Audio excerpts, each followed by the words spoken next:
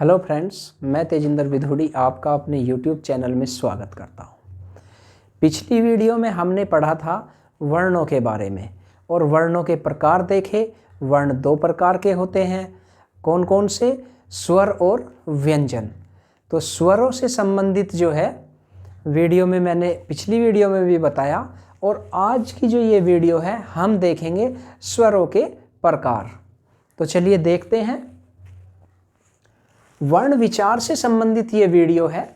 वर्ण के बारे में जो टॉपिक चल रहा है उसके अनुसार ही मैंने आपको बताया, वर्ण के प्रकार बताए और वर्णों के प्रकार में जो है स्वर के बारे में बताया था। और आज देखेंगे हम स्वरों के प्रकार। तो स्वर जो होते हैं उच्चारण में लगने वाले समय के आधार पर, जो हम वर्बली बोलते हैं, जो उच्चारित करते हैं शब्दों को, उनमें लगने वाले समय के आधार पर जो है स्वर तीन प्रकार के होते हैं। कितने प्रकार के होते हैं? तीन प्रकार के। यानी उच्चारण में लगने वाले समय के आधार पर स्वर जो हैं तीन प्रकार के होते हैं। तो कौन कौन से प्रकार के होते हैं देखते हैं। नंबर 1 है ह्रस्व स्वर, नंबर 2 दीर्घ स्वर और नंबर 3 है प्लुत स्वर। इनके अलग अलग और भी नाम हैं। ह्रस्व स्वर को और अनेक नामों से जाना जाता है, दीर्घ स्वर को भी कई नामों से जाना जाता है। तो देखते हैं। नंबर 1 ह्रस्व स्वर। ह्रस्व स्वर को हम लघु स्वर भी कहते हैं, छोटा भी कहते हैं, एक मात्रिक भी कह सकते हैं और मूल स्वर भी कह सकते हैं। तो ह्रस्व स्वर को हम इतने नामों से जानते हैं। परीक्षा में किसी भी नाम से क्वेश्चन पूछा जा सकता है। इसके बाद नंबर 2 आता है दीर्घ स्वर। दीर्घ स्वर को हम बड़ा स्वर भी कह सकते हैं, गुरु स्वर भी कह सकते हैं, द्विमात्रिक भी कह सकते हैं और संधि स्वर भी कह सकते हैं। ठीक है, तो 2 स्वर हुए, स्वर के 2 प्रकार हुए। तीसरा प्रकार है प्लुत स्वर। तो सबसे पहले हम ह्रस्व स्वर के बारे में जानते हैं। ह्रस्व या लघु स्वर या छोटा एक मात्रिक मूल स्वर जो है, ये किसे कहते हैं? ह्रस्व स्वर। इनकी संख्या 4 होती है। कितनी संख्या होती है ह्रस्व स्वर की? 4 होती है। देखते हैं कौन कौन सी। ए, ई, उ और री। ठीक है, ये चारों जो हैं ह्रस्व स्वर होते हैं और इनका कभी भी संधि विच्छेद नहीं हो सकता। जैसे कि मैंने हिंदी के सभी 11 स्वर यहाँ जो है दर्शाए हैं, इनमें जो अगर हम देखें कि ह्रस्व स्वर कौन से होते हैं, तो इनमें ह्रस्व स्वर वो होते हैं जिनका बड़ा रूप भी दर्शाया गया है। ठीक है, जैसे कि ए का बड़ा रूप होता है आ, ई का बड़ा रूप होता है बड़ी ई, ऊ का बड़ा रूप होता है ऊ। ठीक है, तो इसी तरह से जब ये बड़ा रूप है तो ये छोटा रूप हुआ। तो एक ह्रस्व तो ये हो गया, यानी लघु हो गया। एक ये हो गया, 2, एक तीसरा हो गया ये, और चौथा हो गया री। ठीक है, तो इन तीनों को तो हम आसानी से याद रख सकते हैं क्योंकि इनका बड़ा रूप भी हिंदी के 11 स्वरों में दिया गया है। तो ए का बड़ा रूप आ है तो ये हमारा ह्रस्व स्वर हो गया, ये दीर्घ स्वर हो जाएगा। ऐसे ही ई है, ये ह्रस्व है यानी छोटा है और ये दीर्घ है। और तीसरा क्या है? ऊ। इसे हम छोटा ऊ भी कह देते हैं जनरली भाषा में, और इसे हम बड़ा ऊ बोल देते हैं। तो ऊ भी जो है ये ह्रस्व स्वर होता है। और चौथा जो ह्रस्व स्वर है वो है री। री जो है, री का बड़ा रूप हिंदी के स्वरों में नहीं होता, संस्कृत में होता है। क्योंकि संस्कृत में 2 री का प्रयोग होता है। एक तो छोटी री ये होती है और एक संस्कृत में होती है दीर्घ री। ठीक है, इसे कहते हैं दीर्घ री। और ये जो होती है ये होती है छोटी री। इसका प्रयोग हम हिंदी के स्वरों में करते हैं और इसका प्रयोग हम संस्कृत में करते हैं। केवल दीर्घ री का प्रयोग जो है हिंदी में नहीं होता। तो इसीलिए ये जो है ये लघु री होती है हिंदी में, तो ये हमारी ह्रस्व स्वर के अंतर्गत आती है। तो ह्रस्व स्वर हमारे 4 हुए। कौन कौन से हुए देखते हैं, ए, ई, उ और री। और इन ह्रस्व स्वरों की संधि विच्छेद नहीं होती। अब बात करते हैं नंबर 2, दीर्घ या गुरु स्वर की। दीर्घ या गुरु स्वर जो हैं वे स्वर होते हैं जिनकी 2 मात्राएं मानी जाती हैं। क्या, कौन से स्वर होते हैं? जिनकी 2 मात्राएं मानी जाती हैं, अर्थात जिन्हें बोलने में लघु स्वरों से 2 गुना समय लगता है। दीर्घ स्वर वे होते हैं जिनकी 2 मात्राएं मानी जाती हैं और जिन्हें बोलने में जो है लघु स्वर से 2 गुना समय लगता है। यानी जब हम उच्चारित करते हैं शब्दों को तो लघु स्वर से 2 गुना समय उच्चारित होता है दीर्घ स्वर में।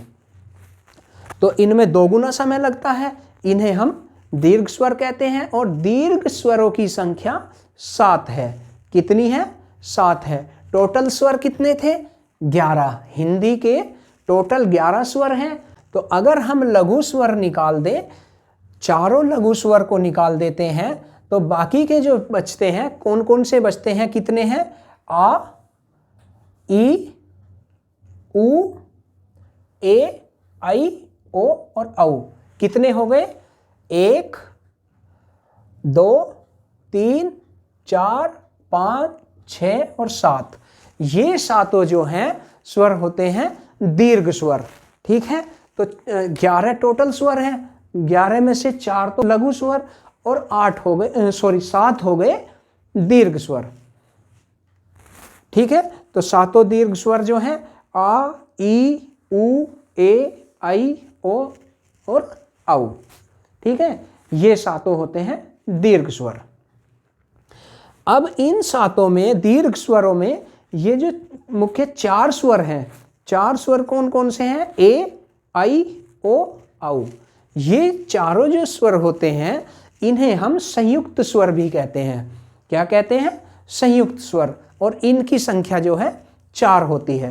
तो कई एग्जामों में पूछा गया है कि हिंदी वर्णमाला में संयुक्त स्वरों की संख्या कितनी होती है? तो 4 होती है। कौन कौन से संयुक्त स्वर हैं? ए, आई, ओ और औ। ठीक है, और क्वेश्चन ऐसे भी पूछा जा सकता है कि हिंदी वर्णमाला के अनुसार दीर्घ स्वरों की संख्या कितनी होती है, या दीर्घ स्वर कौन कौन से होते हैं। ऑप्शन में आपको दीर्घ स्वर हैं ये मिल जाएंगे लिखे हुए, और इन्हीं में से जो है एक सहीयान स्वर होगा, बाकी ह्रस्व स्वर भी लिख देंगे वो, और उसमें से तुम्हें छांट के लिखना है कि दीर्घ स्वर कौन से होते हैं, ह्रस्व स्वर कौन से होते हैं। अगर आपको ये अच्छे से पता है तो आप क्वेश्चन को ठीक कर सकते हैं। तो ये हमने देखा। अब नंबर 3 देखते हैं प्लुत स्वर। ह्रस्व स्वर या लघु स्वर देख लिया, दीर्घ स्वर भी देख लिया। अब नंबर 3 पे आता है प्लुत स्वर। प्लुत स्वर जो होता है, यदि किसी स्वर को लंबे समय तक लगातार बोला जाए, यदि किसी स्वर को लंबे समय तक लगातार बोला जाए उसे प्लुत स्वर कहते हैं। क्या कहते हैं? प्लुत स्वर कहते हैं। जैसे कि हम बोलते हैं, ये लिखा है ओइम। ठीक है, जैसे हम ओम की ध्वनि को उच्चारित करते हैं तो हम ओम थोड़ा लंबा उच्चारित करते हैं। तो ये 3 जैसी संख्या लग रही है, ये इसलिए आता है इसमें कि ओ को इतना लंबा उच्चारित कीजिए जितनी बार हम 3 बार ओ को उच्चारित कर दें।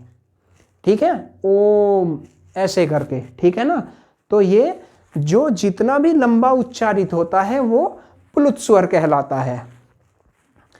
प्लुत स्वर का प्रयोग हम किसी को आवाज लगाने या गाना गाने आदि में करते हैं। तो प्लुत स्वर को हम हमेशा लंबा उच्चारित करते हैं। और प्लुत स्वर का प्रयोग कहाँ होता है?